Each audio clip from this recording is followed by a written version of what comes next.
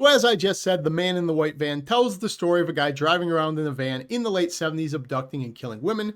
And he gets a fixation for our main character who's growing up on her farm with her family. And let me just start off by saying, I think this movie does a pretty good job at being realistic when it comes to the 70s. I mean, obviously, I didn't grow up during that time. I'm too young for that. But I would like to believe what they were trying to explain, how they presented this was believable enough. I thought they captured the essence of that era pretty well. 80s movies nowadays, they're very cliche. They just play the greatest hits from all of the soundtracks we've heard a million times, like Don't Fear the Reaper. We all know what they're going to do. I feel like this movie was way more accurate aesthetically in the way they built this world and how characters acted.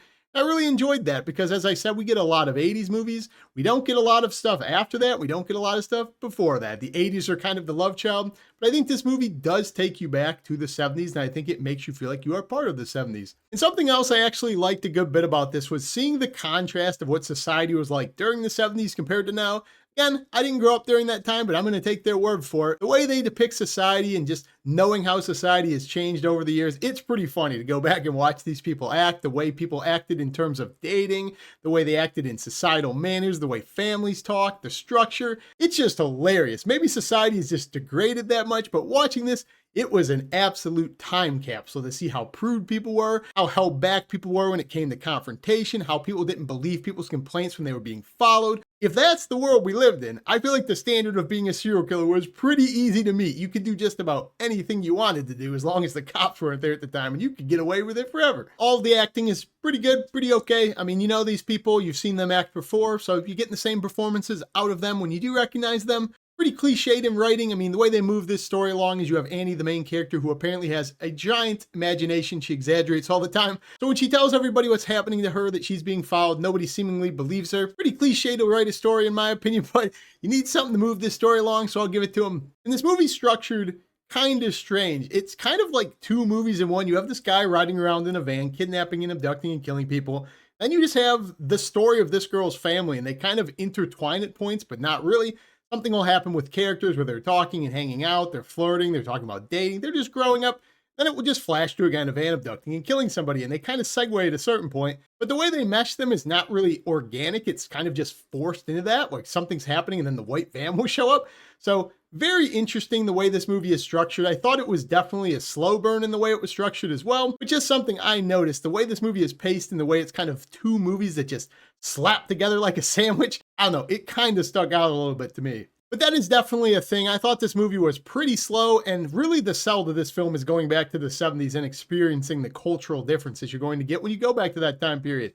Because we've probably seen a lot of movies like this. I don't watch too many Lifetime movies, but I would like to believe this is the type of movie that would have ended up on Lifetime if it didn't have as many big name actors. Maybe saying big name actors and actresses is kind of a fault because you'll recognize probably 80% of the people you see in this film, but you probably won't know their name. That's the type of cast that's in this. Oh, and I forgot to say, when I said they segue those two stories of the guy in the van and then this girl, and they keep kind of hodgepodging them together every other scene, they love doing this thing where they show somebody in a white van and then they just blow a foghorn at you. That is like their go-to score. Hey, Annie, what's that over there?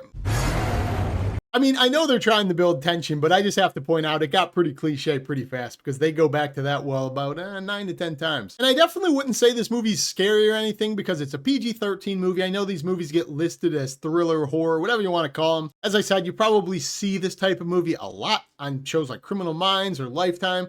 So it's not going to keep you up. You're not going to have nightmares or anything. But maybe if you're the type of person who finds true crime, like the idea of somebody just going around unknown, there's nobody who knows who this guy is, you don't know his motives, he's just killing. If that type of thing is terrifying to you, maybe this movie will elicit some type of response. And then when you get to the end, I thought, at least in my opinion, this movie didn't fully work because it chooses to go the very vague route where you don't get concrete answers of who this guy is, why he's doing these things.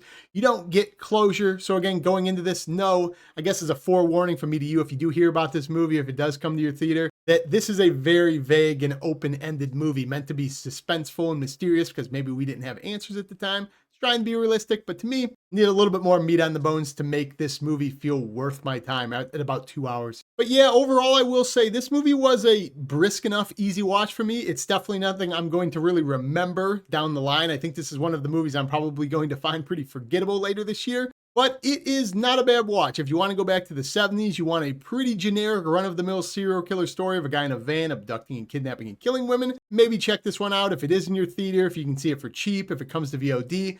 I thought this movie was just okay, and I've definitely seen worse. If you guys have heard of this movie, The Man in the White Van, comment down below, let me know what you thought. I know it's a pretty vague release. I wouldn't be surprised if not a lot of theaters got this. But if you have seen it, comment down below, let me know. And as always, if you haven't subscribed yet, join me down below. But that's all I got in this video. Peace.